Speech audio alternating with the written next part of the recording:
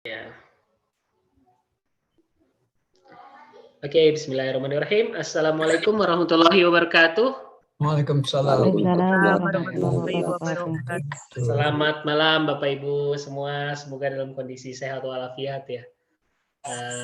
Alhamdulillah Allah pertemukan kembali kita pada kesempatan yang berbahagia ini, yaitu pada acara sekolah bisnis, di mana alhamdulillah sudah lebih dari setengah tahun Prof bersama teman-teman gitu ya terus sharing itu dan mengadakan sesi untuk sama-sama berkembang dan bertumbuh yaitu di sekolah bisnis ini. Dan alhamdulillah pada hari ini kita juga akan terus melanjutkan sharing bisnis gitu ya terkait dengan materi-materi topik-topik yang mungkin bisa dikembangkan ke depannya. Dan hari ini setelah kemarin kita ada sambal layah gitu ya dengan Pak Wawan, ada clean sheet dengan Mas Difkon gitu ya. Sekarang ada saudara kita Bapak dari Desa Bahasa Borobudur nanti akan memperkenalkan diri gitu ya, nanti akan dipandu oleh Pak Satrio gitu. Namun sebelum kita memulai sesi pada malam hari ini, sama-sama kita berdoa dulu Bapak Ibu, semoga sesi pada malam hari ini bisa berjalan dengan lancar tanpa ada satu kendala apapun ya, baik internet ya atau mati lampu ya gitu ya, ataupun kondisi-kondisi lain yang tidak diinginkan yang bisa mengganggu jalannya sesi kita pada malam hari ini. Berdoa menurut agama dan kepercayaan kita masing-masing, berdoa dipersilakan. Bismillah.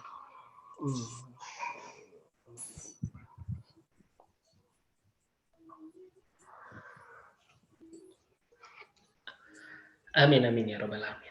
Oke. Sama-sama kita sama-sama meluruskan niat ya. Semoga kita di sini bisa bertambah ilmu, wawasan gitu ya, niat menuntut ilmu dan untuk mempraktekannya gitu ya. Jadi karena ilmu tanpa dipraktekkan itu bagaikan pohon tanpa buah gitu ya. Bapak Ibu, semoga dengan adanya sharing kita pada malam hari ini bisa menambah ilmu kita agar kita bisa mempraktekkan nih dalam kegiatan-kegiatan ekonomi atau bisnis kita pada ke depannya gitu ya. Nah, hari ini kita akan membahas satu tema yang cukup spesifik ya, bahasa di mana kita banyak orang sekarang ingin belajar bahasa gitu ya. Banyak caranya. Dulu ramai sekali kalau kita mau belajar tuh langsung terbang ke tempat kita mau belajar bahasanya. Wah, enggak ya. Atau banyak tempat-tempat kursus gitu ya. Tapi setelah pandemi ini, wah, semua harus berjalan online kan. Nah, di situ ada keterkaitannya bagaimana IT ini support terhadap perilaku belajar masyarakat gitu ya, yang mau nggak mau harus online. Nah, hari ini kita sapa Prof. Samsul. Assalamualaikum, Prof. Salam warahmatullahi wabarakatuh. Sehat banget, sehat Prof. Alhamdulillah baik. Alhamdulillah. Ini materinya tentang MUJ ya, MUJ dari Prof. Apa Prof sudah siap? Baik, saya hanya memberi pengantar sebelum nanti tamu kita akan membahas mengenai satu kursus yang amat unik. Saya pernah ke sana dan pernah melihat dan ketemu sendiri dengan salah seorang peserta. Waktu itu dari Timur Tengah ya. Dia sama sekali nggak bisa bahasa Inggris, tapi setelah tinggal beberapa hari bisa ngobrol-ngobrol sama kami waktu itu di kantin dan mulai memakai bahasa Inggrisnya. Jadi bagaimana sih caranya orang yang asing sekali dengan bahasa Inggris itu bisa dalam waktu yang tidak terlalu lama bisa berbicara bahasa Inggris.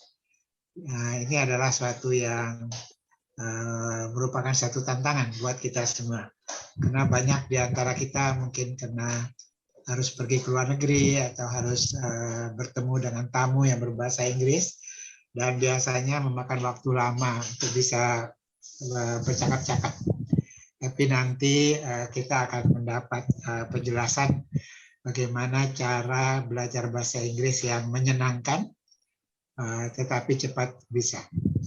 Nah, tapi sebelum itu saya akan memperkenalkan satu istilah, namanya MOOC. Ini adalah singkatan dari masif, O-nya adalah open, O-nya lagi adalah online, dan C-nya adalah course. Jadi ini tahun 2008 mulai dikembangkan di Kanada, dan sekarang menjamur kemana-mana. Slide berikutnya.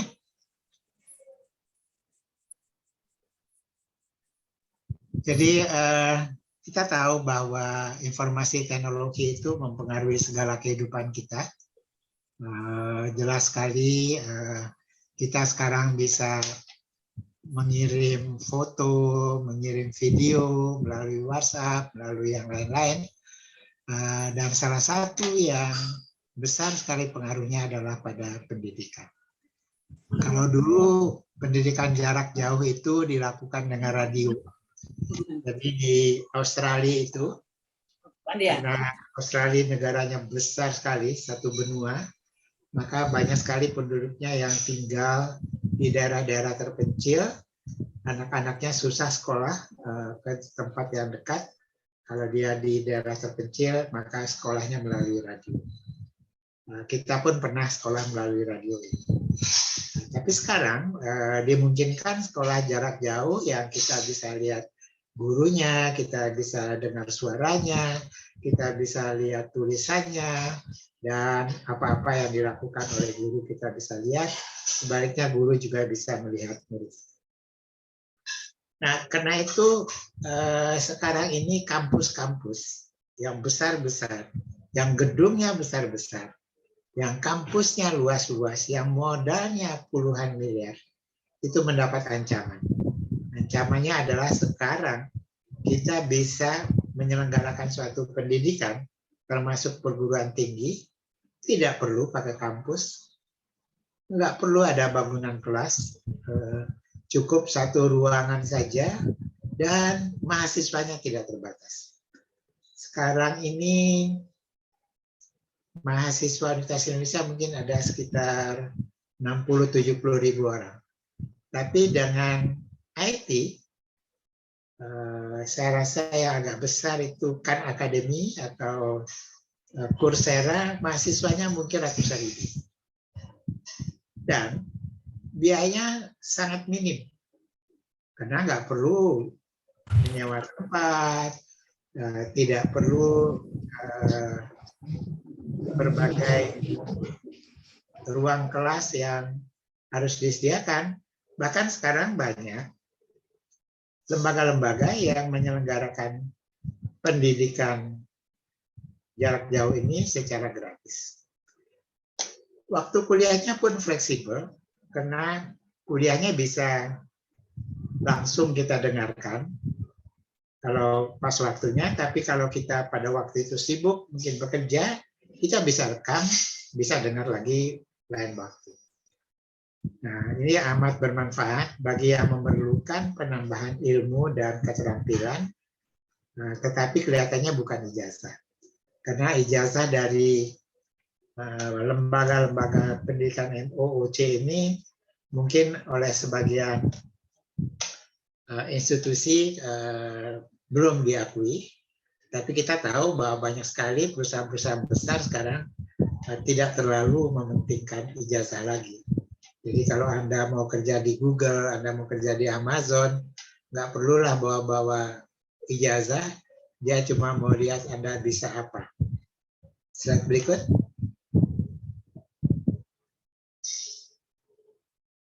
Nah, ini adalah contoh kursus-kursus berbasis teknologi. Coursera ini satu universitas yang mahasiswanya ratusan ribu, jurusannya puluhan. Khan Academy ini didirikan oleh seorang India, tapi dia orang Amerika, dan dia bercita-cita membuat suatu akademi yang bisa dinikmati oleh semua orang. Dan waktu itu pertama kali dibantu oleh banyak donor, tapi sekarang Khan Academy sebagian berbayar dan sudah bisa membiayai dirinya sendiri. Kemudian juga Udemy yang merupakan kursus dan bermacam-macam bahasa. Anda boleh mau belajar bahasa apa saja di Udemy. Saya pernah mengambil kursus bahasa Arab di Udemy. Bayarannya juga murah, saya rasa sekitar 300 ribuan. Dan kita bisa mendengarkan, kita bisa bercakap-cakap, dan kita bisa minta bicara dengan teman-teman mahasiswa lain. Slide berikut. Jadi masif karena mahasiswanya bisa ratusan ribu. Open siapapun, bahkan banyak MOOC ini yang tidak mensyaratkan Anda harus lulus SMU atau lulus SMP atau TOEFL-nya harus 550. Pokoknya siapa yang mau ikut bisa ikut. Online karena memang diberikan secara online dan course-nya banyak sekali. Kita boleh pilih yang sesuai dengan keperluan kita saja. Kalau kita masuk ke perguruan tinggi, katakanlah saya mau ambil computer science, saya rasa banyak mata ajaran yang harus saya ikuti, apakah berkaitan atau tidak berkaitan dengan computer science. Tapi pada MOOC ini kita bisa betul-betul memilih apa yang benar-benar keperluan kita sendiri. Slide berikut. Jadi jumlah peserta banyak sekali, biaya bisa hemat, bahkan bisa gratis, waktu fleksibel, topik dapat disesuaikan dengan keperluan, dan kita bisa membentuk jaringan. Jadi katakanlah Anda mengambil kursus bahasa Arab, mahasiswanya katakanlah ada 1.000 orang, ada yang dari Timur Tengah, ada yang dari Asia, ada yang dari Amerika, ada yang dari Kanada, dan Anda bisa membentuk jaringan dengan siswa-siswa tersebut, bisa bercakap-cakap. Kalau Anda baru tentu bercakap-cakap dengan mahasiswa yang juga kemampuannya hampir sama dengan Anda, dan tidak dibatasi oleh tempat. Anda tinggal di katakanlah Tarakan sana, Tarakan itu di Kalimantan agak ke utara, Anda bisa ikut kursus yang ada di Amerika, yang ada di Kanada, dan ada yang berbayar, dan biasanya tidak mahal, dan ada yang gratis. Slide berikutnya.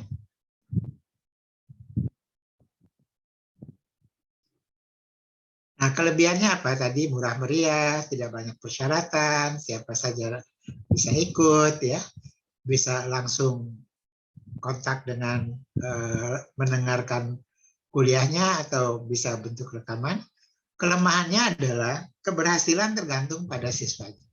Kalau siswanya sungguh-sungguh, maka dia akan berhasil. Kalau siswanya rajin, dia akan berhasil. Sama juga dengan sekolah bisnis kita ini, yang mudah-mudahan yang tiap Rabu malam datang akan mendapat manfaatnya, tapi yang sekali datang 2 kali tidak ikut, besoknya datang tidak ikut lagi, ya tentu manfaatnya tidak akan dirasakan terlalu banyak. Ijazah mungkin kurang dihargai, dan salah satu kelemahan lain adalah kalau itu bentuknya keterampilan, katakanlah sekolahnya mengenai hardware dari komputer, mungkin tatap muka akan lebih berhasil dibandingkan dengan jarak jauh. Slide berikut.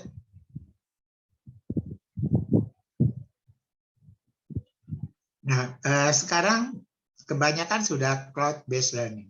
Jadi bahan-bahan tersebut mungkin tidak didengarkan langsung, disimpan di cloud, lalu kita bisa mengambil dari cloud bahan-bahan yang kita ingin. Ya, bisa diakses dalam berbagai macam cara. Slide berikut. Nah, online ada yang berbayar. Saya pernah membagikan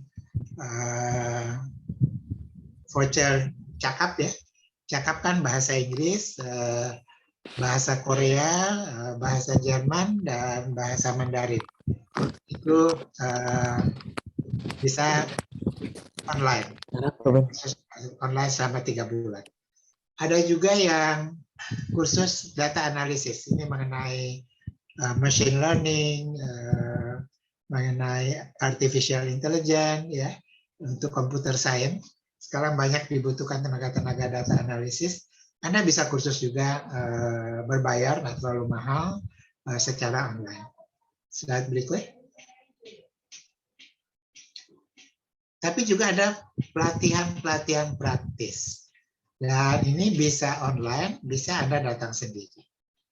Nah, ini adalah diselenggarakan oleh lembaga-lembaga, bahkan oleh beberapa kampung atau desa.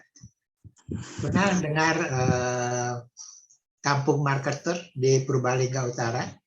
Ini oleh Nova yang mendirikannya. Dia mendidik remaja-remaja untuk menjadi marketing online. Ada sekitar 700 orang di desa itu sekarang. Dan dia bisa menjualkan barang-barang dari Surabaya, dari Jogja, dari Jakarta, dari Bandung, dan penghasilan marketer ini berkisar antara 2 sampai 8 juta satu bulan. Bukan hanya memberi penghasilan pada remaja-remaja di kampung itu, tapi kampung itu sekarang didatangi oleh banyak kampung-kampung lain yang ingin belajar bagaimana caranya bisa menjadi kampung marketer seperti di Purbalingga itu. Sebagian dari teman-teman pelita desa sudah pernah ke kampung Inggris di Kediri, tinggal di sana bisa 2 minggu, bisa 1 bulan, belajar bahasa Inggris. Lalu ini nanti akan kita dengarkan, kampung bahasa di Magelang dekat Borobudur. Kemudian juga ada belajar tanaman hias, bagaimana memelihara, bagaimana menjaganya supaya diperbanyak dan bisa dijual.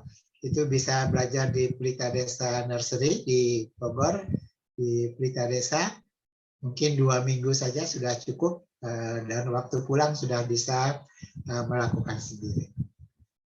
Jadi banyak sebenarnya teman-teman sekalian, bisa online, bisa onsite, datang ke sana, kita bisa belajar keterampilan yang kita inginkan. Slide berikut. Ya, saya rasa itu yang sebagai pengantar. Dan teman-teman saya rasa belajar bahasa Inggris itu sudah lama. Mulai dari SMP, SMU, mungkin juga sebagian di akademi atau di universitas. Tetapi kenapa kok kalau ketemu orang asing diajak bahasa Inggris kita menjadi gagap? Nah, inilah barangkali yang akan kita dapat bagaimana teknik-teknik dan cara-caranya. Terima kasih sekali pada penceramah kita yang sudah bersedia berbagi ilmu pada hari ini, dan saya persilakan Pak Hendar untuk meneruskan acara ini. Terima kasih. Wassalamualaikum warahmatullahi wabarakatuh. Waalaikumsalam warahmatullahi wabarakatuh.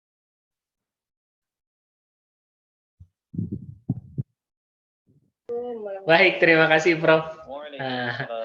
Hari ini kita akan lebih mengenal nih desa bahasa ya.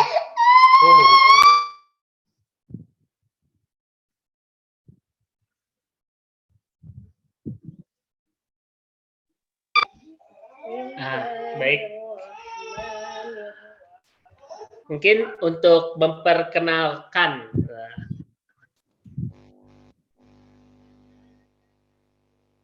Ani. Ya, baik. Saya sambung aja ya. Assalamualaikum warahmatullahi wabarakatuh. Waalaikumsalam warahmatullahi wabarakatuh. Terima kasih atas waktu dan kesempatannya dari saya dengan Satrio. Pada malam hari ini memang sengaja menghadirkan tentang satu topik yang saya rasa ini banyak diminati oleh banyak orang, karena tidak ada batasan usia. Namun seringkali kalau kita bicara bahasa Inggris itu melihat textbook 1, 2, 3 sudah boring jadinya. Nah, saya juga mengalami seperti ini. Nah, pada malam hari ini ada seorang pencetus ya, atau yang sudah menolorkan bahwa cara melakukan bahasa Inggris ini dengan cara yang unik dan bahkan fun, karena dia dengan cara enjoy. Nah, ini mungkin adalah satu terobosan, dan menariknya lagi adalah beliau dulu ketika saya di Borobudur berkenal, ternyata kalau nggak salah bermula dari seorang marketing di Candi Borobudur. Nah, kenapa sampai sekarang menjadi CEO ini tentu ada proses perjalanannya. Mudah-mudahan rekan-rekan di sini mendapat inspirasi dengan apa yang dilakukan oleh seorang yang berawal dari marketing di Candi Borobudur. Nah, Mas Hadi ini beliau punya banyak sekali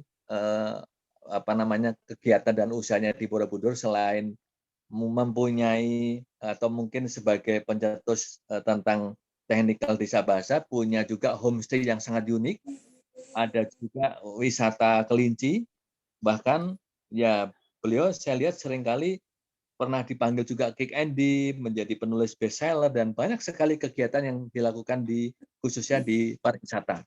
Nah, oleh karena itu, tanpa berlama-lama, mungkin kan kita penasaran perlu berapa lama sih kursus ini, seperti apa barangkali, dan berapa biayanya, kan kita semua pasti penasaran. Nah, oleh karena itu saya pertama ucapkan terima kasih atas kehadirannya Mas Hani yang telah mengalokasikan waktu di acara malam hari ini. Mudah-mudahan ini menjadi manfaat bagi kita semua. Nah, monggo tanpa berlama-lama saya persilakan Bapak Hani Sutresno untuk memaparkan bagaimana cara berbahasa Inggris yang sangat unik dan fun. Waktu dan tempat kami persilakan. Assalamualaikum warahmatullahi wabarakatuh. Waalaikumsalam warahmatullahi wabarakatuh. Terima kasih atas waktunya. Ini langsung ke saya ya Mas Satria ya. Oke. Ya, betul. Sampai jumpa lagi Pak Prof. Samsuri, Mas Samsul Rizal yang pernah juga ketemu dulu, dan luar biasa. Prof itu sebagai inspirator saya, artinya udah sepuh, udah usia luar biasa, tapi masih semangatnya itu loh. Semangatnya itu luar biasa sekali, sehingga kami jangan sampai kalah semangatnya dengan yang sudah sepuh atau yang sudah tua. Kami masih muda, malu kalau kita kalah semangatnya dengan yang seperti Prof. Samsur. Dan terima kasih juga kepada moderator tadi, dan tak lupa kepada Mas Satria yang telah mengundang saya. Sebenarnya saya kenalkan dulu, saya asli Borobudur, tepatnya 3 kilo dari Candi Borobudur arah Tenggara, antara selatan dan timur Tenggara. Jadi saya ditinggal ayah meninggal itu kelas 2 MI, Madrasah Ibtidaiyah atau SD. Terus ibu meninggal tahun 2009. Dan saya merasa bahwa untuk melanjutkan sekolah saya butuh kemandirian. Saya luruskan tadi Pak Satria, saya bukan marketing di Borobudur, tapi waktu SMP saya penjual atau asongan atau pedagang di Borobudur. Dan mohon maaf, waktu itu jualannya berganti-ganti, termasuk postcard, souvenir, dan bahkan sebagai guide freelance. Dan tahap-tahapan itu kita lalui ketika saya SMP kelas 1, sehingga itu bikin mental saya tidak pantang menyerah. Ternyata saya hanya sebagai otodidak bisa ngajari teman-teman, kakak saya pun saya ajari bahasa Inggris agar bisa jualan di Candi Borobudur. Ini salah satu yang saya pegang dari awal sampai sekarang. Kenapa saya optimis bahwa bahasa Inggris sangat penting sekali? Karena ketika saya SMP jualan di Borobudur, itu betul-betul bahasa saya belum bagus. Artinya masih jelek.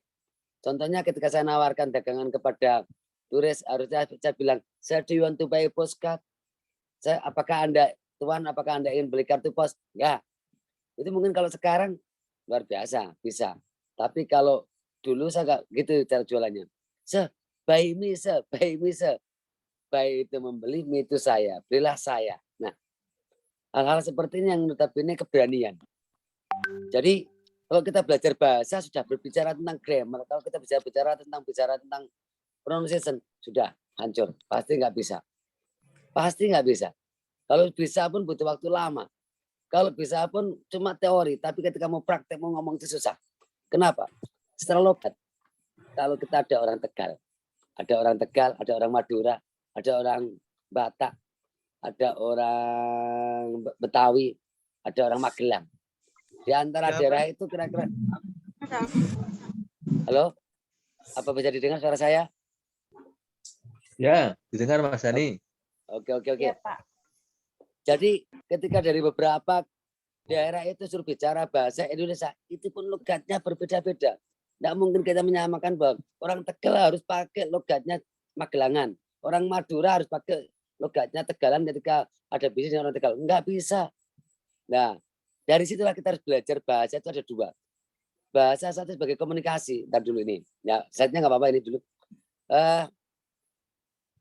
Belajar bahasa sebagai komunikasi. Jadi kalau komunikasi kita harus sadar bahwa yang penting kita mengerti dan sopan. Ingat, kalau kita belajar bahasa komunikasi yang diajarkan di desa bahasa itu komunikasi. Yang penting belajar itu dimengerti dan sopan. Tapi kalau kita di akademisi, itu belajarnya harus strukturnya betul, grammarnya betul, pronunciasinya harus British atau American. Tapi ketika kita jalan-jalan ke Amerika, logatnya se-Amerika pun ada berbagai macam, bahkan lebih dari 70 dialek. Di Inggris juga begitu. Kebetulan kakak saya di Inggris sudah 30 tahun. Kalau pulang ya maaf, mereka logatnya Cina. Kenapa? Karena bos besarnya dari Singapura, sehingga bicaranya agak logat-logat kecinaan walaupun di negara Inggris. Nah, ternyata bahasa yang paling sempurna dan sok sempurna itu di Indonesia. Belajar bahasa komunikasi itu harus betul-betul seperti orang Amerika, seperti orang Inggris.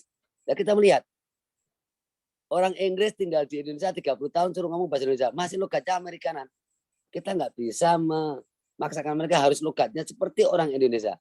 Kalau dipaksa mereka malah jadi mutung, alias hopeless, alias tidak mau bicara bahasa Indonesia. Apakah kita akan bicara seperti itu? Tidak, itu beban yang sangat besar. Sehingga desa bahasa welcome untuk bahasa komunikasi. Kalau untuk akademisi silakan pakai struktur pronunciation yang betul, silakan. Itu akan mempersulit. Tapi kalau sudah bisa ngomong, belajar grammar tenses, nanti akan mudah sekali. The next slide. Slide selanjutnya. Nah, monggo satu. Memulai usaha tidak harus banyak modal uang, tapi belajar sambil bekerja, bekerja sambil belajar. Jadi gini, saya dulu waktu ini ada di foto-foto Anda bisa lihat waktu itu anak-anak muda di kampung saya. Jadi ketika saya punya waktu, umpama waktu itu, kalau di tempat dulu Sabtu dan Minggu itu kan jarang ada turis di Borobudur. Yang paling banyak itu Senin, Jumat itu banyak sekali. Sehingga Sabtu Minggu malah buat kita untuk ngajarin ke anak-anak muda kampung saya. Dan mereka gratis. Bahkan tanggal 7 besok kita ada pembukaan lagi untuk anak-anak sekitar kami sampai detik ini gratis. Jadi khusus untuk desa Ngargogondo dengan 7 kampung, itu kita gratiskan untuk belajar bahasa Inggris di desa bahasa. Tapi kalau non Ngargogondo harus berbiaya. Kenapa? Karena kami pengabdian hanya untuk orang-orang sekitar, biar kita ada jelasnya. Business is business, social is social. Nah, ketika kami waktu mengajar pertama kali bukan karena saya pandai, tapi bagaimana caranya agar saya bisa punya semangat belajar. Maka kita ajarkan, teman-teman, Anda mau jadi apapun, apalagi Anda sebagai seorang sarjana. Waktu itu saya belum sarjana. Saya sarjana pun ambil yang bimbingan konseling. Jadi S1 saya bimbingan konseling bukan bahasa Inggris. Bagi Anda yang S1 bahasa Inggris atau S1 apapun, Anda layak lebih sukses daripada saya. Karena saya yang tidak bersarjana saat itu bisa memulai usaha, bisa dipercaya orang karena semangat. Tapi kalau Anda sarjana tapi nggak semangat, maaf. Loyo itu bikin kita akan gagal. Maka semangat adalah modal utama. Saya nggak bisa bicara tentang modal uang banyak. Karena ini kampung saya, ini rumah saya seperti itu. Coba Anda bisa lihat. Bagaimana dengan mulai seperti itu kita masih bisa berjalan. Ini yang bikin masyarakat gagal karena terlalu banyak alasan. Saya belum punya uang, saya belum sarjana, saya belum lulus S2, saya belum lulus S3. Saya setuju dengan apa yang dikatakan Prof. Samsuri. Jadi ke depan itu nanti ijazah itu nggak ada, bisa itu nggak dipertimbangkan oleh pengusaha besar seperti Google dan lain sebagainya. Kamu bisa apa? Kemampuan kamu sampai sejauh mana? Itu dari life skill itu yang dibutuhkan nanti. Sehingga ketika kita bicara tentang itu, ya kita harus praktek, kita harus berani disalahkan, berani nyalakan, tapi berani introspeksi diri. Sehingga semuanya itu modal semangat. Ketika kita dikoreksi sama orang lain, anggaplah itu sebagai bonus motivasi. Jadi kalau kita dikoreksi jangan malah merasa tersinggung dan sebagainya. Ini yang betul-betul fatal karena kita masih muda, belum sukses, tapi sudah mudah tersinggung, sudah merasa kita banyak bicara. Harusnya kita waktu mudanya kita banyak mendengarkan. Kita punya telinga 2, mulutnya 1. Pada saatnya kita belajar ya, telinga 2 itu yang dipakai 2 kali lipat daripada mulutnya. Ketika nanti sudah kita banyak mendengar, baru kita berbicara, baru kita penyampaian, baru kita bershare pengalaman. Seperti ini saya mohon izin, bukan saya mengajarkan, bukan saya mengajar, tapi saya berbagi pengalaman. Sekali lagi bahwa belajar sambil mengajar, mengajar sambil belajar, atau bekerja. Kalau Anda pengen sesuatu, saya pengen punya usaha bakso, yang mau, ya Anda harus terbaik dong di kota Anda, di kabupaten Anda. Belajarlah di orang-orang yang paling sukses bakso mungkin se-Jawa Tengah, seprovinsi. Nanti baru Anda yang terbaik, yang senasional. Sehingga Anda akan betul-betul bisa mengkondisikan karena impian Anda didampingi dengan orang yang belajar praktisi yang sudah besar. Tapi kalau Anda malas silaturahmi, Anda malas istilahnya itu belajar dengan orang lain, maaf, itu terlalu lama. Karena belajar dengan orang yang sudah berpengalaman itu mempercepat kesuksesan kita. Jadi ketika kita bicara sukses, maaf, pasti akan ada kesulitan dan kegagalan. Kesulitan dan kegagalan itu adalah kesuksesan yang tertunda. Maka belajarlah, bekerjalah, sehingga semuanya akan terwujud dengan baik. Lanjut, the next slide. Ya, proses itu penting. Ini salah satu hal baru kami, yaitu wisata. Kita buka namanya Bull Borobudur Underline. Jadi kalau dilihat seperti kayak sketsanya Candi Borobudur, itu ada sejarahnya juga bahwa kami dalam belajar bahasa Inggris kadang di sini, kadang itu ada rumah di pojok itu, nah kita bikin. Jadi kita nggak ada whiteboard and blackboard dalam belajar. Kita nggak ada whiteboard and blackboard. Kita tetap hanya praktis and practice drilling. Kok kita belajar bahasa kok banyak teori. Bagaimana kita bisa praktik. Sehingga belajar di desa bahasa 8 jam, 10 jam nggak bosan. Capek iya, tapi kalau bosan nggak. Nah, seperti apa yang disampaikan Prof. Samsul, dulu pernah ketemu sama Mas Ayos dari Timur Tengah Arab. Itu juga sebenarnya Maret ini saudara-saudaranya mau datang ke Indonesia. Ingin kursus bahasa Inggris. Kenapa? Karena yang Ayos dari Timur Tengah itu cuma di sini 1 bulan, tambah lagi 1 bulan, tambah lagi 1 bulan, yang 3 bulan. Pulang sekarang jadi guru bahasa Inggris, sudah jadi guru komputer. Dulu daftarnya ke tempat kuliah yang terfavorit di Timur Tengah ditolak karena bahasa Inggrisnya jelek. Sehingga dia lari ke Inggris dan ke Singapura, tapi sama teman waktu itu TKI yang dari Borobudur, ada teman saya yang Mas Java, kamu kenapa harus ke Inggris, kenapa harus ke Singapura? Ke Indonesia, dia bilang Indonesia nggak mutu. Udah kamu nonton aja YouTube-nya nih, dikasih YouTube, linknya YouTube saya tentang desa bahasa. Akhirnya dia datang ke desa bahasa. Alhamdulillah 3 bulan dengan tahapan pertama, datang 1 bulan, terus datang lagi karena terkondisikan dengan visa. Akhirnya 3 bulan dia sudah jadi guru bahasa Inggris di negara Arab, sehingga itu sebagai marketing kami, sehingga banyak orang-orang Arab yang ingin datang ke desa bahasa. Insya Allah nanti ketika sudah normal, kita akan kebanjiran teman-teman Ajos itu yang akan belajar di desa bahasa. Ini satu hal yang bagus. Kenapa? Karena kita membuktikan belajar bahasa itu nggak sulit-sulit. Belajar bahasa itu nggak lama. Belajar bahasa itu nggak sebanyak mikir. Maaf, ini peserta ini ada sekitar 43. Anda bisa bahasa Indonesia nggak? Bisa kan? Dulu kursus di mana? Tidak kursus saja kita bisa. Kenapa kita belajar bahasa harus kursus yang mahal, harus kursus yang jauh sekali? Kita cukup mengkondisikan bagaimana mereka kebiasaan untuk bicara. Sehingga tidak menekan tentang rumus, subjek, predikat, objek. Tidak ada bahasa seperti itu. Kita tekankan drilling. Nah ini desa bahasa sebagai area bagaimana Anda untuk komunikasi. Maka tahapan di sini komunikasi. 1 di desa bahasa ini, maaf, saya sampaikan. Mereka sebelum ngomong dengan orang lain atau partner itu ngomong dengan kelinci. Makanya kita punya wisata kelinci. Jadi kita ngomong, mereka suruh ngomong castis dengan kelinci. Hello, excuse me, how are you? I'm fine, thanks. Hello, Rabbit, how are you today? Nah, ketika mau tanya itu dia udah malu. Dia malu. Masa saya suruh ngomong sama kelinci. Nah, ketika mereka sudah terbiasa, terkondisikan dengan baik, baru nanti akan ngobrol lagi dengan patung. Tambah malu lagi, kita ada patung gajah, patung kambing, kita ada patung harimau, ya, kita ada patung kelinci. Dia suruh ngobrol, tanya sendiri, jawab sendiri dengan patung. Sehingga ketika itu dia sudah nggak malu, blognya sudah hilang, udah merasa itu sebagai partner, baru dengan teman-teman namanya Just ada kan target.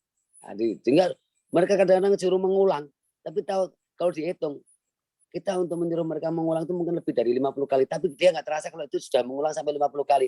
Karena dengan cara Just kami, itu yang bikin mereka lebih mudah. Kok ternyata aku sudah mengulang 50 kali ya, ternyata nggak sadar. Nah, metode, konsep itu yang kita berikan kepada mereka sehingga pembelajaran bahasa Inggris tidak begitu sulit, mudah sekali. Sampai kami beberapa kali ditawarin dengan profesor dari Jepang, Hokkaido, datang ke sini 3 profesor, agar kami bisa mengajarkan metode desa bahasa ini untuk guru-guru bahasa Inggris di Jepang. Tapi kami masih belum bersedia karena kami masih pengembangan desa bahasa. Mungkin tahun-tahun depan kita oke, karena desa bahasa sudah dikondisikan. Cuma saya agak takut kalau nanti kami dikontrak oleh Jepang, aku yakin perkembangan bahasa Inggrisnya di Jepang akan terlalu luar biasa karena didukung oleh pemerintah. Karena di Jepang itu untuk litbang, penelitian dan pengembangan betul-betul mencari celah bagaimana solusinya, di mana itu solusinya. Dia harus betul-betul dia keliling dunia mencari. Ternyata ketemu dengan kami dan dia nggak mau pulang sampai bagaimana agar kami bisa punya MOU, tapi kami masih belum. Nah, ini salah satu bahwa ternyata belajar bahasa Inggris itu tidak semudah semudah bisa itu apa yang diinginkan, tapi ternyata juga mudah sekali kalau kita itu sudah tahu tempatnya, tahu ilmunya, tahu kuncinya. Tapi kalau belum ya sama aja. Oke, lanjut.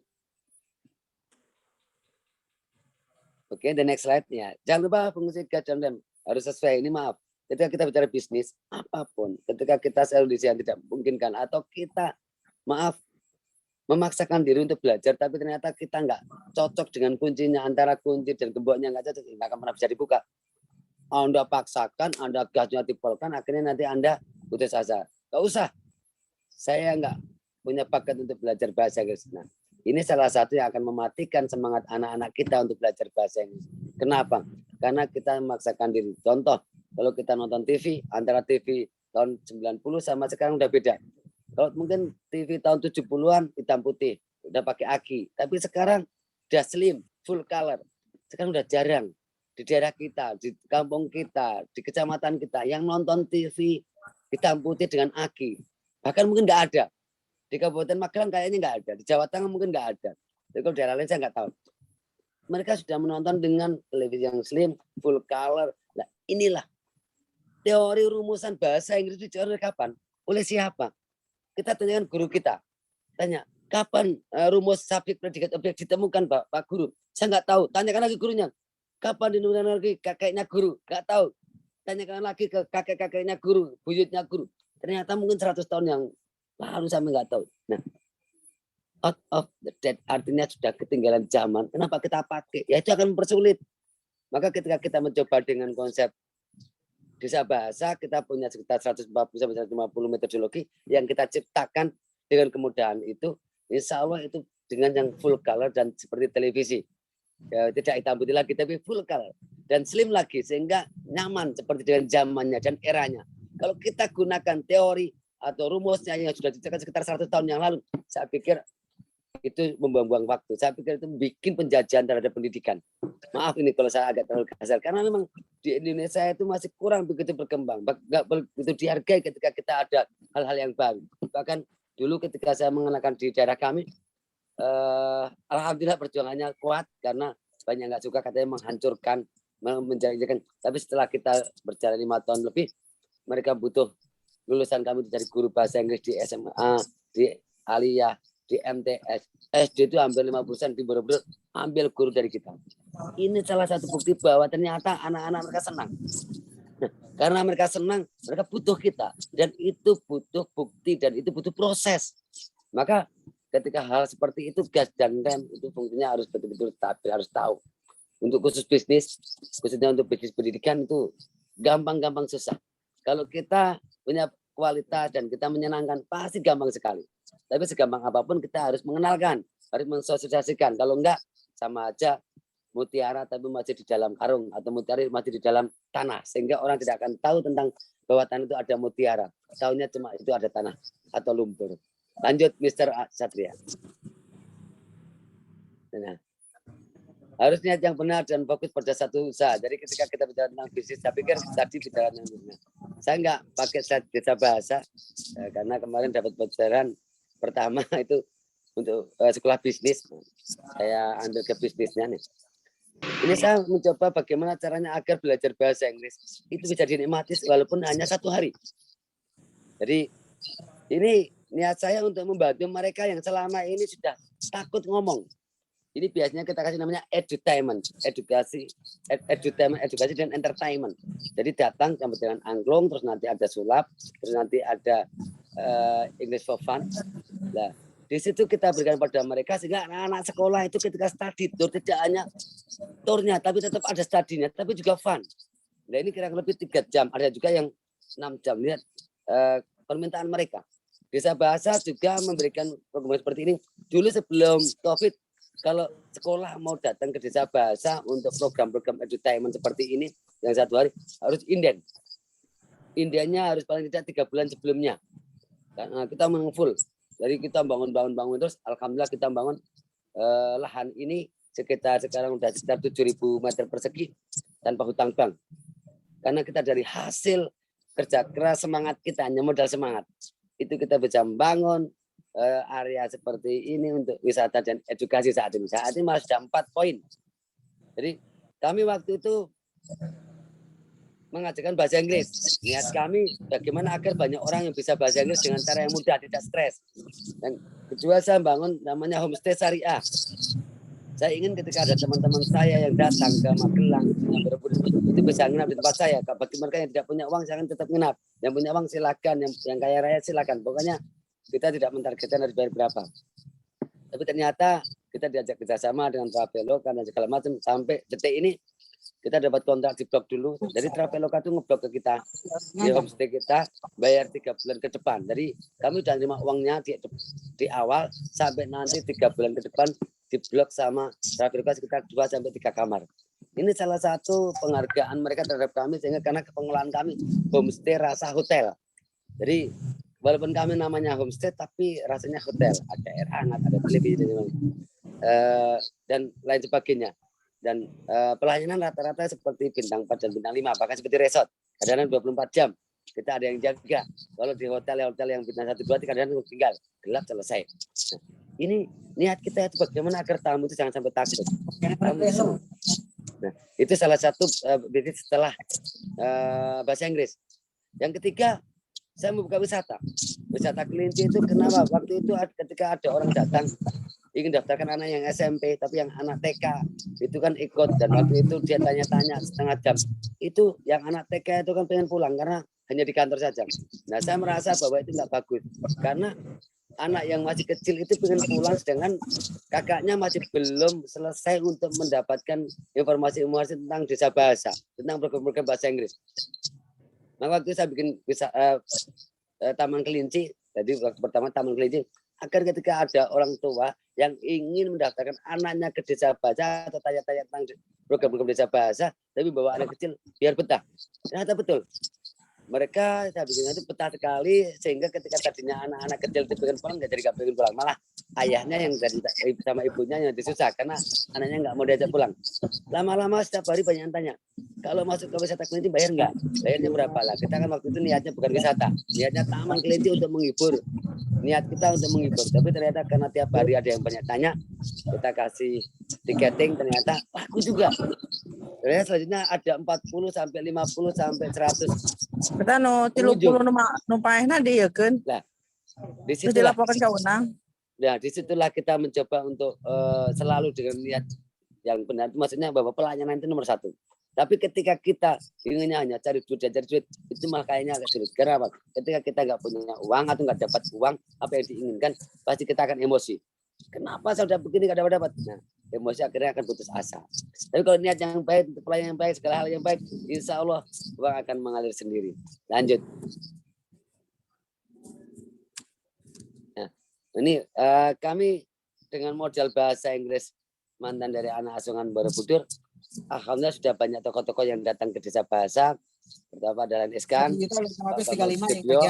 Pak Bambang Sutibyo itu Menteri Pendidikan dulu tahun 2007, terus Pak Dahlan Iskan tahun 2013. Kik Endi udah 2 kali undang kami, kemudian undang Pak Wiranto pas ulang tahunnya Pak Wiranto, dan masih banyak lagi tokoh-tokoh yang dari termasuk Sri Utami, Tung Desa Maringin, kemudian beberapa gubernur kemarin juga dari mana Laskar Pelangi itu mana itu pada datang ke sini dari Purbalingga, wakil bupati itu hampir tiap bulan kita kedatangan para tokoh dan mereka merasa bahwa mereka ingin untuk caranya masing-masing, cuma itu perlu kesiapan mental, karena kalau cuma hanya pengen saya kira gampang, tapi kalau udah siap mental insya Allah semuanya mudah. Oke, lanjut. Itu berapa lipetan 5 kan? Nah ini kalau Nah. tadi Pak Satria bilang saya sebagai marketing. Sebentar Pak, tolong Pak Hendar, Pak Marwah apa Bu Marwah tuh di mute dong, tolong dong dijadiin host aja Pak Hendar, saya sama Fatimah sama Pak Satrio. Ya, lanjut Pak, silakan. Oke, terima kasih, nggak apa-apa, trouble itu biasa. Ini bukti saya waktu SMP saya jualan. Ini saya nawarin orang Jepang. Jadi saya waktu itu bahasa Jepang, bahasa Prancis, bahasa Inggris. Itu hampir tiap hari kita pakai untuk jualan, tapi karena kita seringnya pakai bahasa Inggris ya sampai saat ini lebih banyak bahasa Inggris yang terjaga. Dan sekecil itu kami masih mencoba bagaimana cara belajar, cara berbicara itu tidak seperti yang kalian bayangkan bahwa bahasa Inggris saya bagus, enggak. Jadi kalau saya mau ditanya mobil merah apa, mobil apa, car merah apa, jadi bukan red car tapi karet. Itu masih seperti pun berani. Nah ternyata keberanian itu memang betul luar biasa. Artinya akan memberikan yang terbaik ketika kita sudah berani mencoba. Karena kalau kita berani mencoba harus berani salah. Nah dari situlah kita akan menjadi kira-kira apa yang diinginkan kita akan tercapai ketika kita itu betul-betul berani mencoba menulangkah. Seperti apa yang saya sampaikan dulu waktu saya ikut Entrepreneur University, ketika kita ingin memulai satu usaha, itu kita seperti masuk kamar mandi. Jadi kamu masuk kamar mandi itu kita nggak akan pernah berpikir di kamar mandi apakah sudah ada sikat giginya, apakah sudah ada sabunnya, apakah sudah ada sampo-nya, apakah sudah ada perlengkapan mandi. Ketika nanti nggak ada, masuk keluar handuan. Oh, kalau belum ada sabun, ambil masuk lagi. Nah, disitulah jangan sampai kita membayangkan harus sempurna, harus sudah ada semuanya baru kita masuk kamar mandi. Kapan akan kita mandi? Belum tentu kita bisa butuhkan sampo ketika kita kemarin udah keramas, kita udah pakai sabun. Pasti ketika ada sabun pun kita tetap masih mandi. Nah, disitulah kemudian kita untuk memulai suatu usaha, jangan banyak berpikir, masuklah, terjunlah, pasti akan mudah sekali. Kalau belajar bahasa, saya pikir itu tergantung. Kalau Anda sukanya di kampung Inggris Kediri, kalau Anda sukanya di kampung Inggrisnya Jogja, kalau Anda pengen di desa Pajak, silakan. Yang jelas kami dekat dengan Candi Borobudur, ketika praktek pasti akan mudah sekali karena dekat. Yang kedua, infrastruktur kami seperti resort, hotel, karena kita bikin yang nyaman, belajarnya jadi nyaman, bagaimana cara tempat yang nyaman, itu biar senang, sehingga betah. Kalau kita udah bicara tentang belajar nggak nyaman, berarti nggak akan betah. Kalau nggak betah, berarti nggak akan pernah bisa-bisa. Saya kira itu bukti saya waktu SMP, waktu Asungan. Lanjut. Ya, terima kasih. Itu chat dari kami dan saya coba monggo nanti kalau ada tanya jawab nggak ini Pak Satria atau sudah selesai? Karena saya kemarin dikasih waktu cuma 30 menit.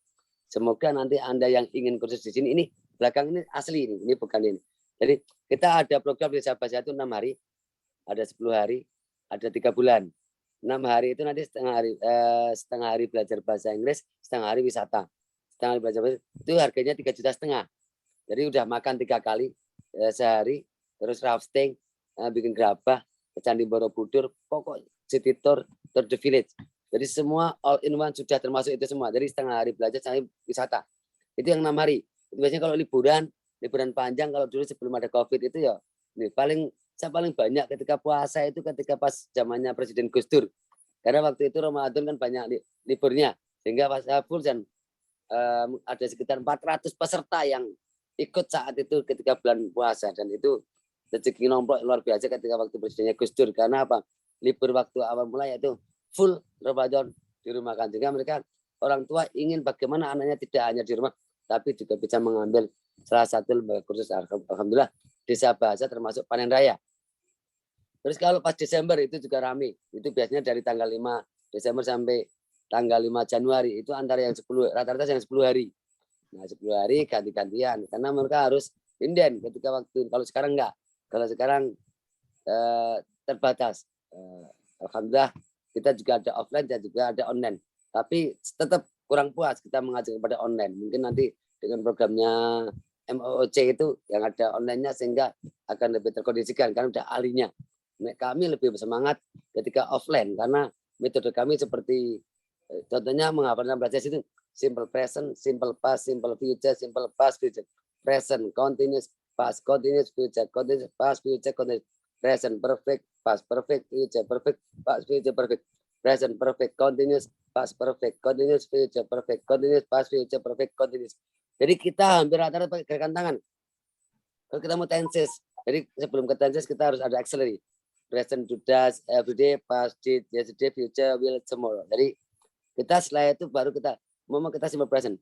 I study English every day. You study English every day. We study English every day. They study English every day. He studies English every day. She studies English every day. Jadi kita dari A sampai Z itu kita terapkan rata-rata dengan moving hand atau gerakan tangan. Contohnya ke pronoun.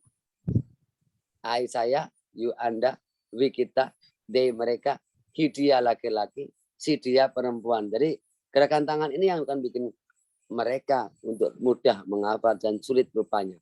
Tapi kalau untuk 10 hari belum refleks. Dan program 10 hari sama. Makan 3 kali sehari, artinya 30 kali. Nanti praktik ke candi, nginapnya sudah free. Totalnya 3,5 juta. Belajarnya rata-rata 8 sampai 10 jam setiap harinya.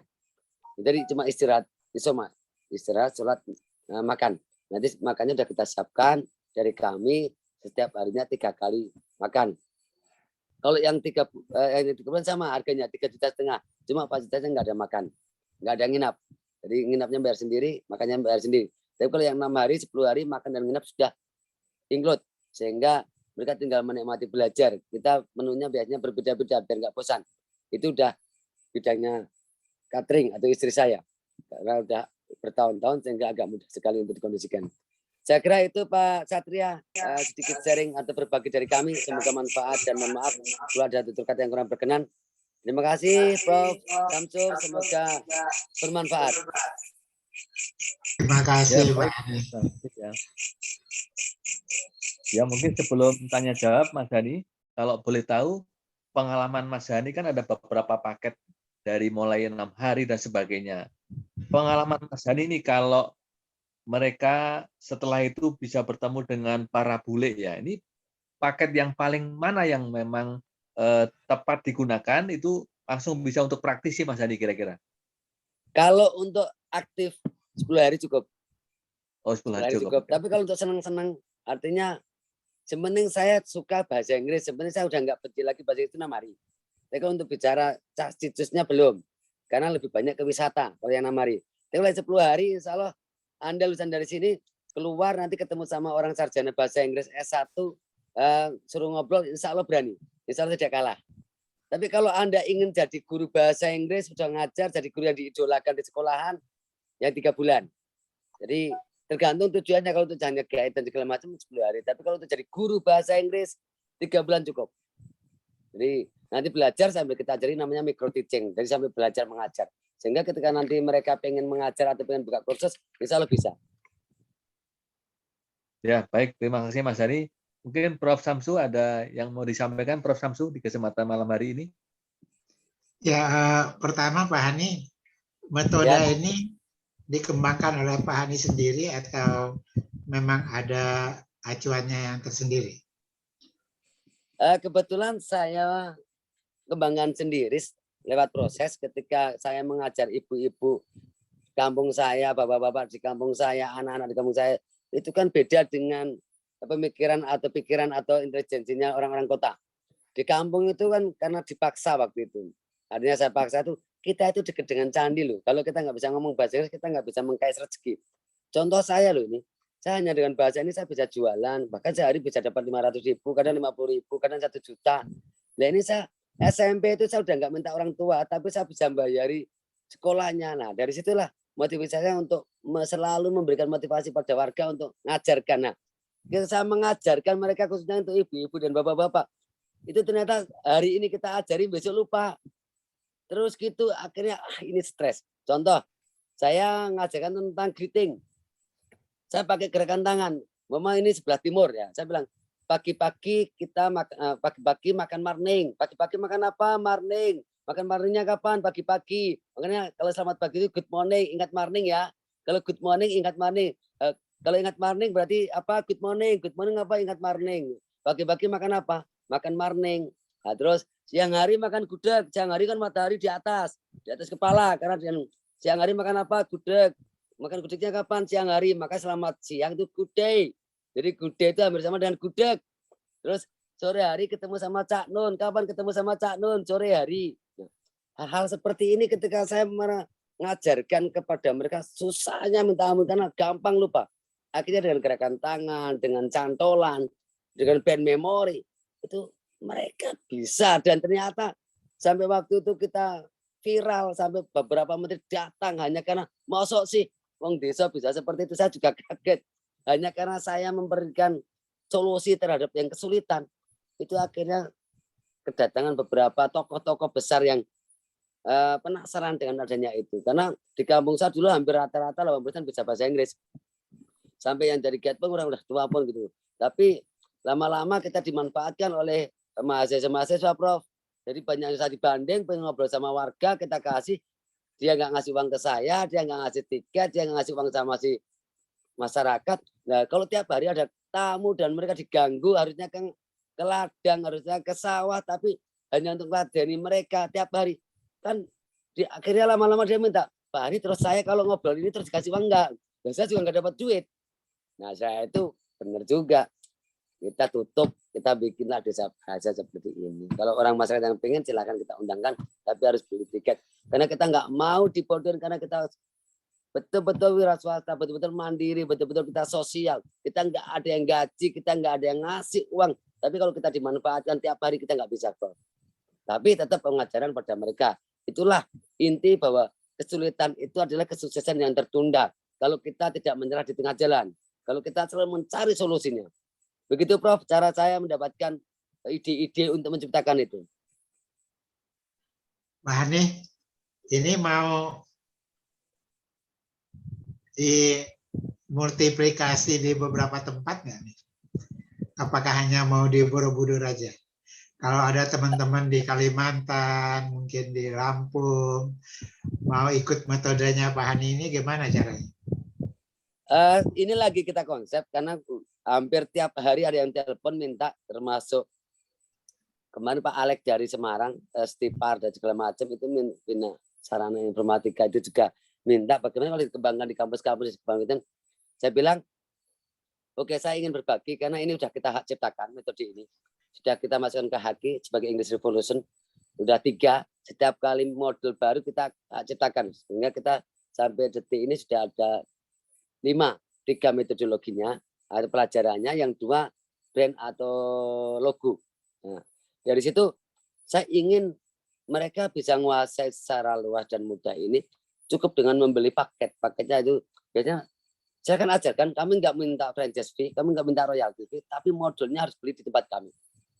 Sehingga mereka tidak terlalu ribet dengan laporan ke kami. Sehingga cuma mereka bisa beli seperti di Banjarnegara, di Ciamis, Banjartaman. Itu murid kami buka di sana. Silakan kamu buka. Nah, terus dia hampir tiap 3 bulan beli bukunya dari kami. Nah, jadi kita suplai bukunya. Dia mau dijual berapa, dia mau buka SPP berapa, silakan. Saya 0 rupiah nggak minta. Karena bagi saya, dengan adanya saya sebagai seorang penulis buku yang dijual di Gramedia, walaupun sekarang masih tipis, kalau dulu lumayan biasa, 9 buku itu saya biasanya per 3 bulan mesti terima minimal itu 300 sampai 400 juta. Karena bestseller, 1 buku bisa terjual, 1 bukunya bisa 4.000 per bulan. Kita ada 9 buku. Nah, tapi sekarang dengan adanya seperti ini udah kurang banyak, dan sekarang saya punya bisnis lain, dan termasuk saya lagi mencoba untuk dengan beberapa bisnis yang baru, dan ini yang bikin saya agar kami tidak terlalu ingin menguasai semuanya, Prof. Sehingga nanti insya Allah sekitar 2-3 bulan lagi silahkan kalau yang Anda ingin mengambil paket yang di Kalimantan atau yang di Sulawesi dengan cara yang murah. Kemungkinan 15 juta sudah kita ajari. Kita ajari bahasa Inggris, kita kasih modul, nanti selanjutnya silakan kalau ada apa-apa modulnya tinggal beli aja. Tapi kalau ketika mereka fotokopi atau menggandakan, jadi langsung akan kita somasi, langsung kita akan kasih peringatan bahwa kamu sudah tidak akan berhak untuk menggunakan metode saya. Begitu, Prof. Ya, kalau saya lihat Hani itu kekuatannya di ekosistem bisnisnya ya.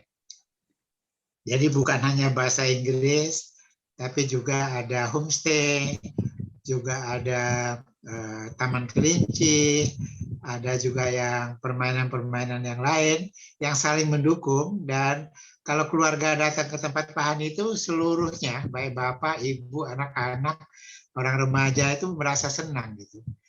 Terima kasih. Menurut Pak Hani, apakah kampung bahasa ini kalau di tempat lain sebaiknya juga seperti itu atau hanya akan berdiri sendiri aja kampung bahasa ini?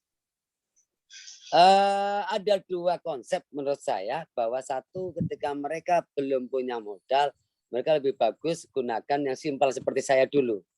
Jadi buka kursus bahasa Inggris yang anak-anak SD, SMP, TK, PAUD. Nah, setelah berian nanti ini sambil mencari modal, karena kami nggak menyarankan ketika bisnis harus pinjam uang di bank, harus banyak. Udahlah, lakukan yang simpel-simpel aja, yang kecil-kecil dulu, sambil berlatih kesabaran, sambil berlatih untuk konsultasi dan sebagainya. Ketika nanti sudah punya penghasilan dari yang kecil tadi yang buka kursus, baru kembangkan dengan ekosistem tadi. Jadi kebutuhan orang itu kan tidak hanya belajar, tapi juga senang-senang. Nah, ketika mereka ingin fun, ketika mereka ingin wisata, kita wadain. Contoh, ketika mereka, maaf Prof, kami ingin bahwa mereka kalau ada pasar malam itu kan naik trampolin 10.000, 15.000, kita siapkan gratis, cukup dengan masuk ke wisata kelinci. Sehingga ketika nggak ada pasar malam pun mereka sewaktu-waktu bisa datang ke tempat kami. Yang ibu-ibu nanti sambil nunggu anaknya trampolin atau mandi bola, dia nanti akan bermain terapi ikan.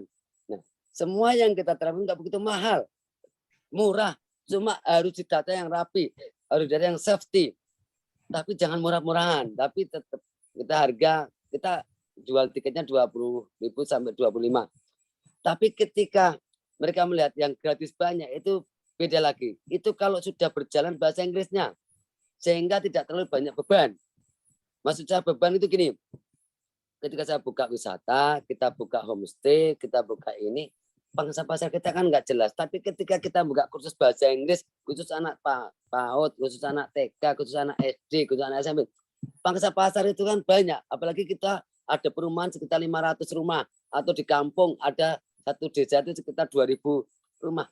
Paling tidak 20% anaknya mereka ke kita itu sudah insya Allah di atas pegawai negeri itu penghasilan kita, Prof. Dan nanti ketika sudah sisa-sisa terus kembangkan, akhirnya kita beli ini, kalau perlu beli tanah. Nah, kalau beli tanah pinjam bank boleh lah, karena kalau untuk kumpul banyak kan terlalu banyak, terlalu lama. Tapi menurut saya jangan terlalu mengandalkan bank. Kan? Walaupun maaf, itu sangat cepat, tapi bagi saya kecepatan itu tidak akan diimbangi dengan mental kita, Prof.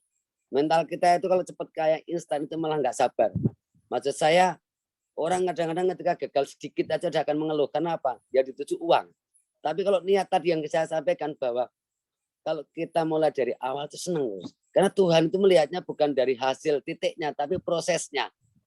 Kalau kita hanya kaya gampang, kita bohongin orang-orang gitu. Tapi kan nama baik kita juga akan hancur. Nanti akhirat juga akan kita dihisap. Tapi proses kita untuk bertahan yang rezeki yang berkah ini yang luar biasa. Sehingga umur kita itu bermanfaat dan kita nggak terasa, kita selalu happy dan happy. Kenapa? Karena untuk berkarya.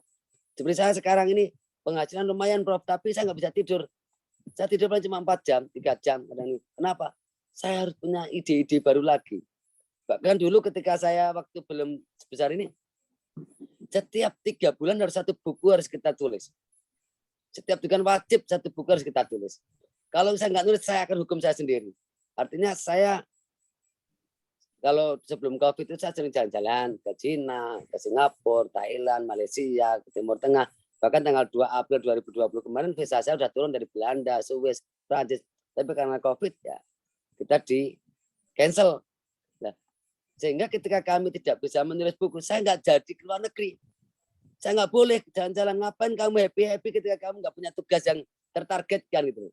Nah, ini salah satu mungkin tipe seperti saya ini nggak mau pernah berhenti untuk berpikir. Jadi seperti halnya ini sekarang kita ada PPKM 3 lagi. Ini mau ngapain lagi? Online kita udah oke, ini udah oke. Ternyata ada satu ide lagi yang harus kita kemas. Dan insya Allah 5 tahun 10 tahun yang akan datang, insya Allah itu. Kalau perkiraan saya, analisa saya, kalau 100 sampai 200 miliar nggak begitu susah untuk mendapatkannya itu. Ini juga ide dari kesulitan kondisi saat ini, sehingga menurut saya kesulitan selalu kesusahan yang tertunda. Kalau kita bisa membuka peluang yang tertutup tapi nggak terkunci gitu. Nah, orang biasanya udah tertutup terkunci masih fokus ke yang tertutup terkunci. Kita cari yang tertutup tapi nggak terkunci. Nah, ini salah satu mungkin tipe-tipe karakter saya, Prof, sehingga saya tidak punya banyak basic secara akademisi, tapi saya punya basic semangat. Jadi modal saya semangat, Prof. Mohon izin, semoga nanti selalu semangat.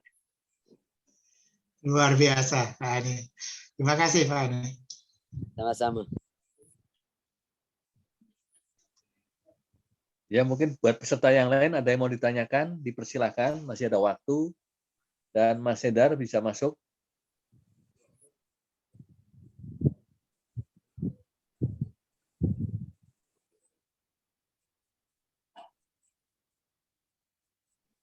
Monggo silakan kalau ada yang mau tanya.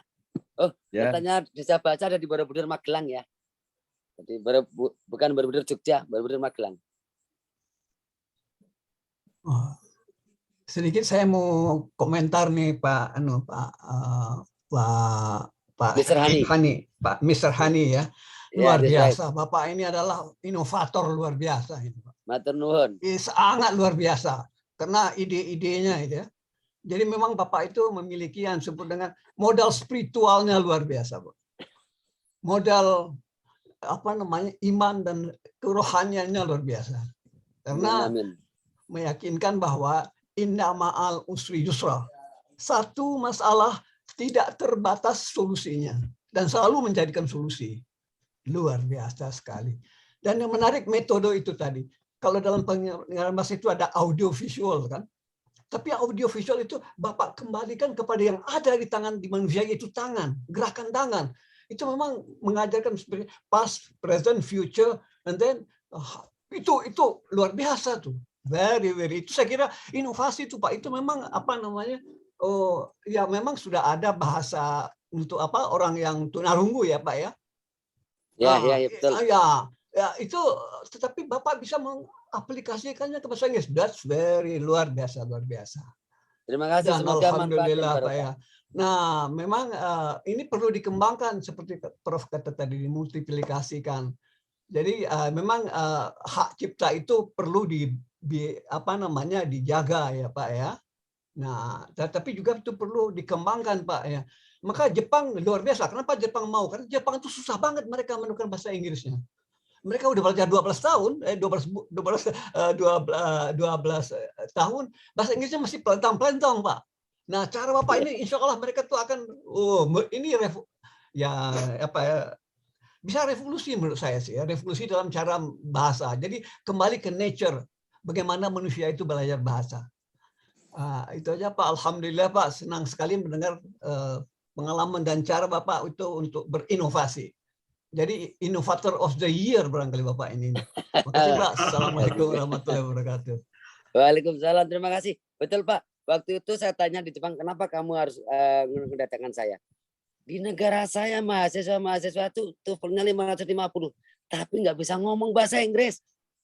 TOEFL 550, tapi nggak bisa ngomong. Lah ini anak-anak kecil. Waktu itu kan dia tak suruh ngadepin anak-anak SD di kampung saya. Artinya yang tak suruh ngadepin anak-anak. Dek, kamu pada ngobrol sana sama Profesor Jepang tuh. Ya ngobrol. Ini kenapa bisa ngomong seperti ini? Nggak takut, nggak ini sama kan? Kan mereka udah biasa. Mereka nggak mikirin tentang grammar, mereka mikirin tentang tenses. Tapi kita ngajarkannya drillnya juga dengan tenses. Contohnya, I am happy, you are happy. We are happy, they are happy. He is happy, she is happy. He is happy, she is happy. Terus nanti happy diganti I am busy, you are busy, kan tahu akhirnya dari refleks. Nah, I tetap M. Jadi kita menerangkannya enggak. Oke, orang pertama itu I, orang kedua itu you, orang kedua tunggal itu we and they, orang ketiga itu he and she. Ketika kita gunakan orang pertama gunakan M, ketika orang kedua baik tunggal atau jamak gunakan R. Kalau orang ketiga gunakan is. Ini kita mikirnya udah double-double. Bagaimana anak-anak akan bisa ngomong, wong disuruh mikir banyak double. Nah, oke, ikutin aja saya. I am happy, you are happy. Nah, dari situlah mereka akhirnya refleks, walaupun tidak bicara tentang subjek predicate, tapi tetap kita akan kondisikan sebagai mestinya. Gitu.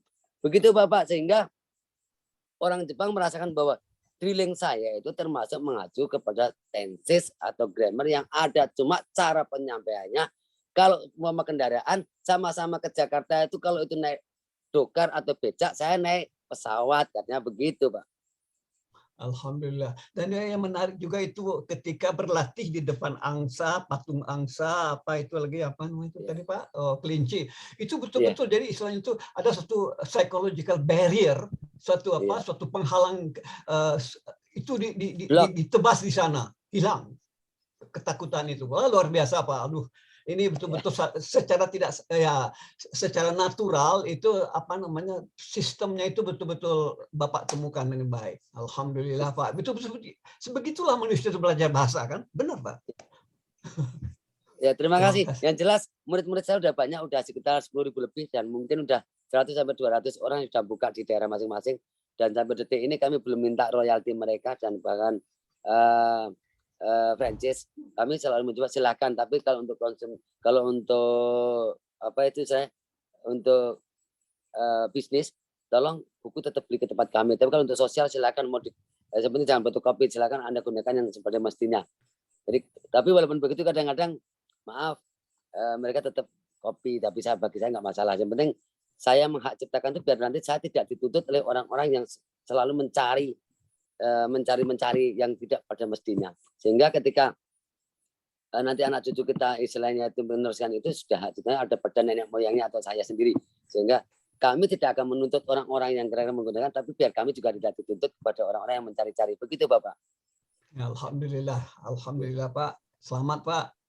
Amin amin matur nuwun. Amin. Terima kasih atas doanya.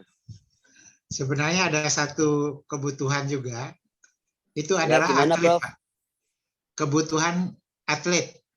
Ya. Atlet itu kan sering pergi ke Asian Games, ke Olimpiade, mereka perlu bahasa Inggris. Dan sebenarnya mereka kebanyakan tamatan SMU bahkan perguruan tinggi. Tapi bicara bahasa Inggris itu enggak.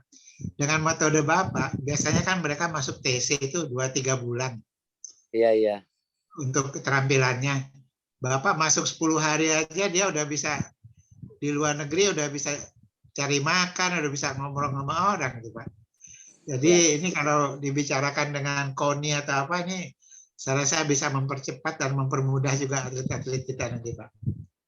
Amin, monggo silakan Bapak. Kalau kebetulan ini saya sudah mulai agak sepi, artinya udah mulai semua proyek-proyek saya di sini udah bisa ditinggal. Saya insya Allah nanti udah normal juga kita akan. Dulu saya pernah keliling Indonesia untuk seminar dan workshop dari Aceh sampai ke Bali dan segala macam. Itu hampir mungkin saya lebih jarang di rumah daripada seminarnya.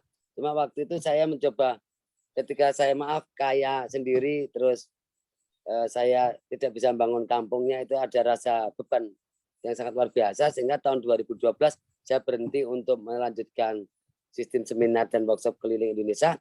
Saya fokus ke bagaimana cara melanjutkan desa bahasa, bagaimana desa bahasa itu sebagai pilot project kami, sebagai contoh kami, sebagai inspirasi kami. Karena tempat kami di kampung kami ini betul-betul wong desa tenan Pak. Artinya kampung dan tidak maju. Kalau orang mau kuliah harus jual tanah. Kalau nggak jual tanah nggak mungkin bisa kuliah Pak. Nah dari situ saya ingin pengembangan. Alhamdulillah dulu walaupun dengan misalnya itu tantangannya berat sekali sampai Pak Lurah ingin nutup desa bahasa karena minta 30% dari hasil orang-orang yang bayar, tapi kami tolak, terus kita disuruh nutup, ya kita lawan, tapi mereka nggak bisa apa-apa. Terus itu awal mula Pak. Sekarang udah bagus, sudah ini setiap kali ada apa-apa kita diundang, kita untuk mendampingi Dewan Pembina. Bahkan ketika punya bengkok tanah yang kira-kira bisa lihat Candi Borobudur, langsung ditawarkan kita Pak, ini tolong ini dikelola untuk tempat wisata. Biar nanti kita punya PADES, pendapatan asli desa.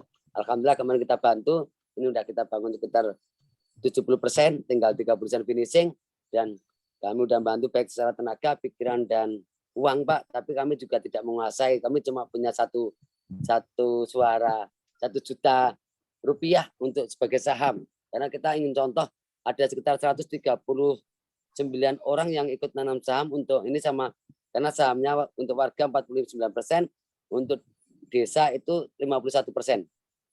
Termasuk saya punya 1 juta, walaupun saya keluarnya 20 juta lebih, tapi kan ini untuk motivasi mereka. Nah, karena tujuan kami dulu tahun 2012, saya nggak mau lanjutin ke keliling Indonesia karena saya ingin bangun dulu daerah saya. Karena saya nanti kalau mati pun dikuburnya di sini. Sehingga kami juga harus bijak daripada kami bantu terlalu banyak di luar sebelum di daerah. Alhamdulillah kita udah banyak sekali, termasuk warga kita yang tadinya nganggur, yang tadinya nggak bisa kuliah. Bahkan kami sudah bisa mengkuliahkan orang-orang kampung yang ikut saya bayarin, saya ini kan. Ini salah satu perjuangan kami dari tahun 2012 sekarang, dan sekarang udah mulai tersistem, ter-SOP, walaupun kami kerja keras betul, dan alhamdulillah nanti akan, mohon doanya Prof, seperti yang tadi diharapkan, saya ingin mengembangkan, siapapun bisa mengembangkan, tidak usah mahal-mahal. Yang penting Anda siap untuk mencerdaskan lingkungan, siap untuk beli bukunya, kita akan layani. Saya kira begitu, Prof. Terima kasih.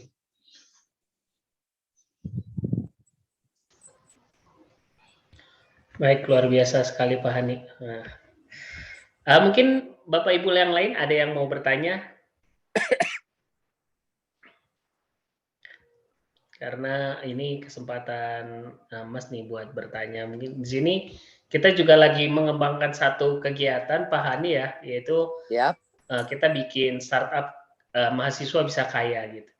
Jadi kita lagi bentuk satu komunitas mahasiswa gitu ya, mahasiswa-mahasiswa yang ingin juga punya penghasilan meanwhile mereka sedang kuliah gitu. Jadi nggak hanya punya kemampuan dalam skill yang memang bidangnya, tapi juga mulai belajar entrepreneur nih. Jadi punya mental kayak Pak Hani nih gitu ya. Dari kecil membangun pupuk gitu, nggak gampang goyah gitu ya. Nah, ya ini juga salah satunya mungkin punya teman-teman yang punya skill bahasa gitu ya, bisa mencontoh nih Pak Hani gitu ya. Gimana kalau teman-teman nanti mau bikin juga nih kursus-kursus misalnya gitu, atau mungkin kerjasama dengan Pak Hani gitu. Mungkin boleh Pak, untuk startupnya bisa diisi dengan konsep bagaimana pembelajaran, bagaimana ketika itu kamu hidup di dalam HP mereka, sehingga mereka sewaktu-waktu punya permasalahan langsung tinggal buka HP selesai kan gitu. Atau mungkin belajar bagaimana solusi ketika saya cuma punya 10 hari tapi saya nggak bisa pergi ke desa bahasa, saya cuma di rumah. Saya pengen belajar di kamar, saya pengen belajar ketika sedang mandi gitu. Nah itu kan startupnya itu bisa juga dengan konsep ambil interview atau mau ke luar negeri dan segala macam gitu. Karena orang kaya raya mau ke luar negeri kalau nggak bisa bahasa ya seperti orang bohong, orang bodoh gitu. Kasihan gitu loh. Mental mereka nggak begitu bagus ketika berhadapan dengan di imigrasi gitu. Nah, ini kesempatan juga. Jadi saya pikir banyak kemudahan atau banyak peluang di dalam startup itu untuk pengembangan. Silakan nanti pelajari. Nanti kita punya banyak buku. Saya bahkan buku-buku saya udah bestseller.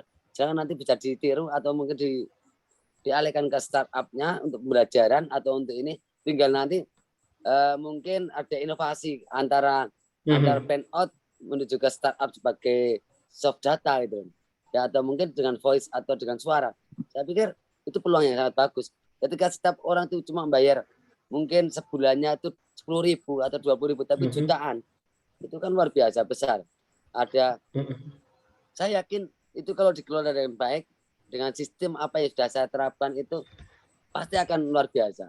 Apalagi anak-anak muda saat ini itu kan inovasi kreatifnya kan luar biasa kuat.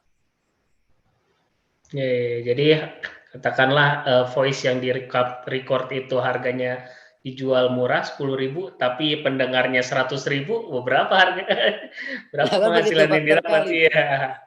Betul. Faktor pengalinya jadi besar ya. Gitu. Jadi besar sekali. Jadi ya ketika kita bicara produk secara startup atau online itu jangan bicara tentang mahalnya, tapi kuantitinya.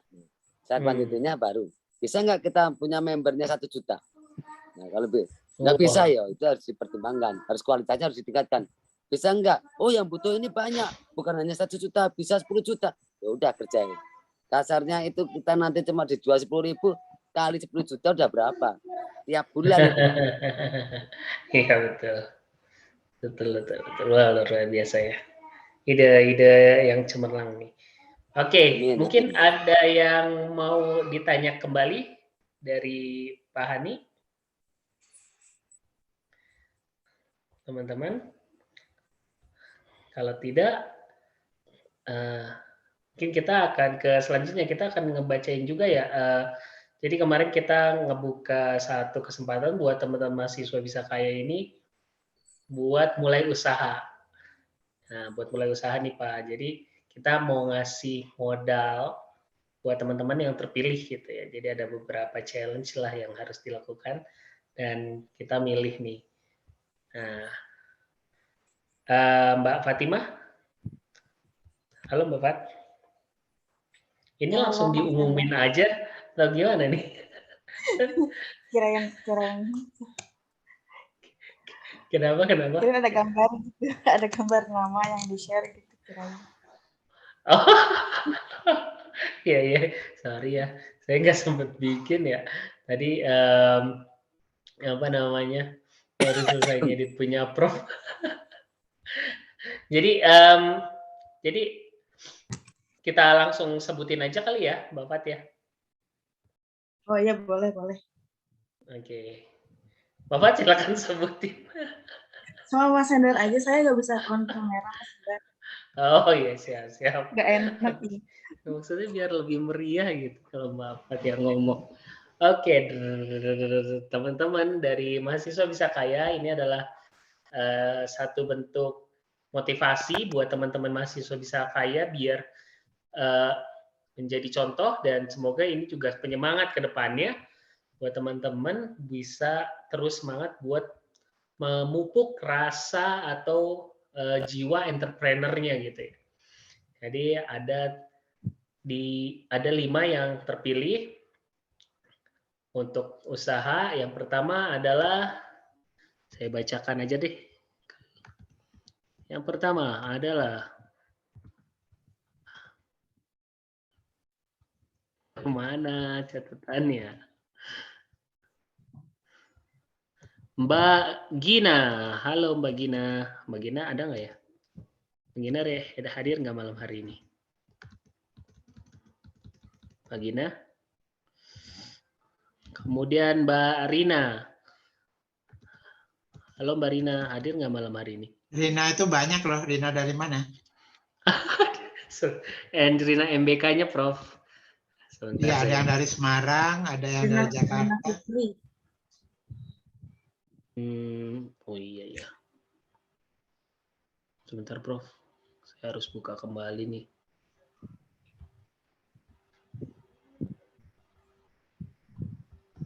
Rina Fitri ya? Rina Fitri ya, dari mana? Rina, kamu dari mana Rina?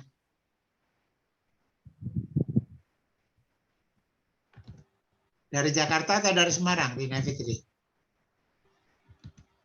Halo Rina Fitri. Hadir nggak ya? Dari Semarang. Dari Semarang. Oke. Dari Makasih. Semarang. Nanti akan mendapatkan produk ya, karena Mbak Rina kemarin milih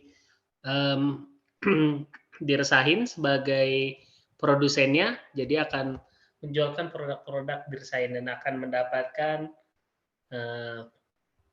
produk senilai 500.000 untuk modal awal nih, untuk bisa berjualan. Congrats, Rina. Kemudian ada Mbak Salmi. Halo Mbak Salmi. Halo Pak. Halo Mbak Salmi. Mbak Salmi dari Cirebon ya? Ya, Cirebon. Ini adalah salah satu referensinya Dr. Siska. Dan Mbak Salmi juga sebagai ini ya, milih Dirsahin sebagai distributornya ya, distributor apa istilahnya? Produsennya ya, buat dijualkan produknya ya? Iya. Reseller lah ya, sebagai resellernya. Oke. Selamat Mbak Salmi, kemarin juga udah ada beberapa challenge yang diselesaikan sama Mbak Salmi. Iya, Dan terima kasih. Mbak Salmi mendapatkan modal produk senilai Rp500.000. Terima kasih Mbak Salmi. Kemudian, nah siapa lagi ya? Mbak Gina tadi belum hadir hari ini. Kemudian ada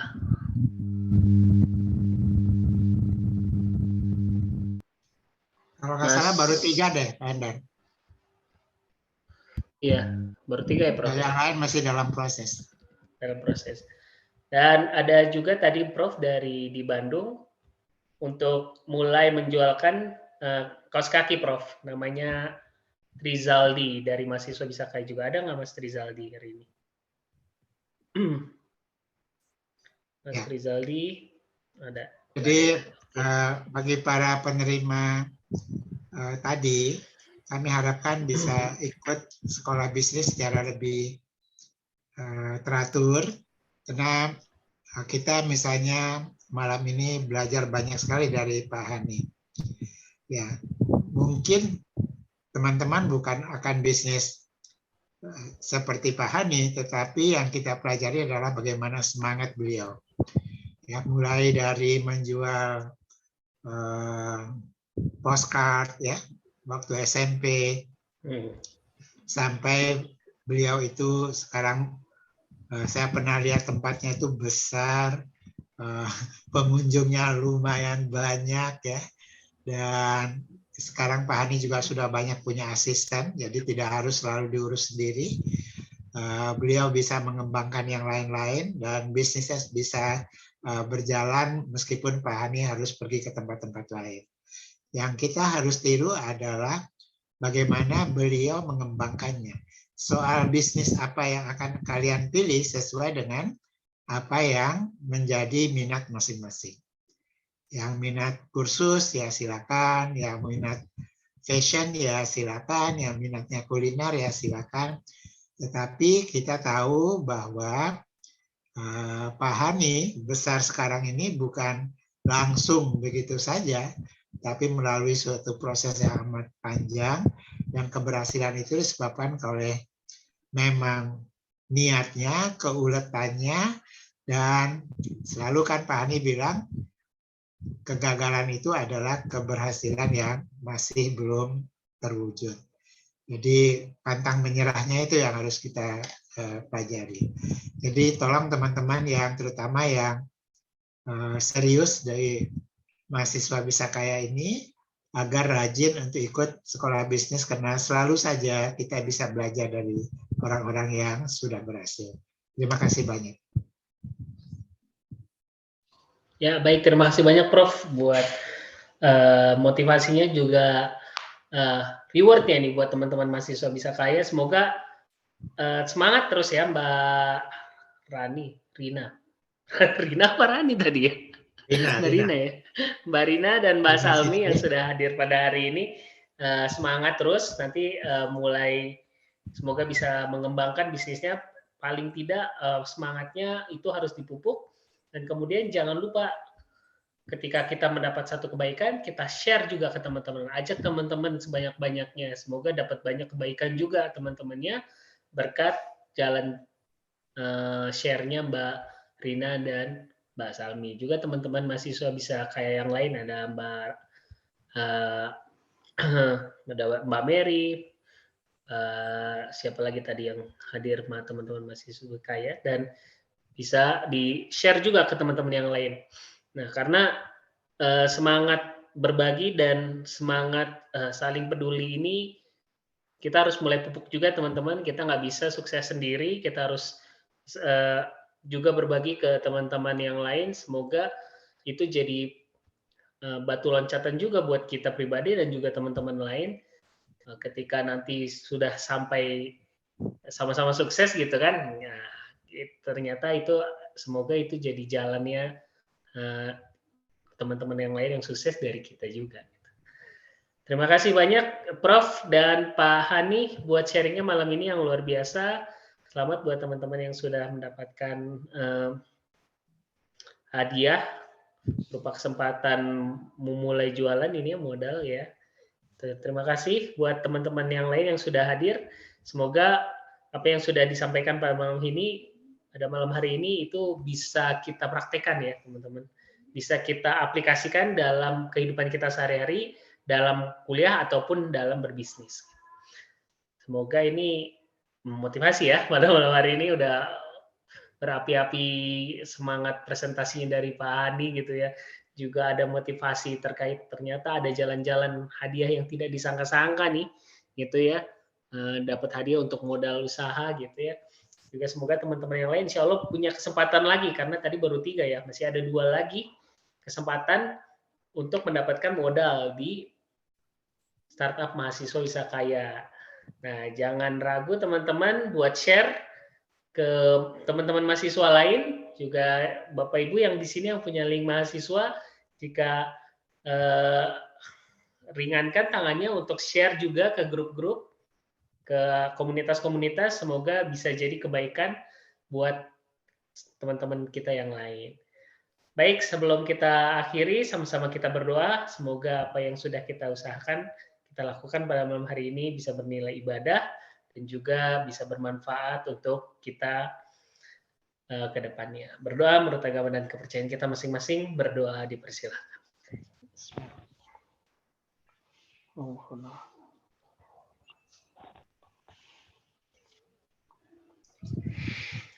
Amin amin ya rabbal alamin. Terima kasih banyak Prof buat malam ini. Terima kasih banyak Pak Hani, Dr. Siska, Pak Irfan, Pak Satrio, dan teman-teman yang lainnya. Kita insya Allah ketemu lagi di hari Rabu di jam dan waktu yang sama. Jaga kesehatan dan Assalamualaikum warahmatullahi wabarakatuh. Selamat istirahat teman-teman semua. Pak Rahim, terima kasih. Irfan, ya semua.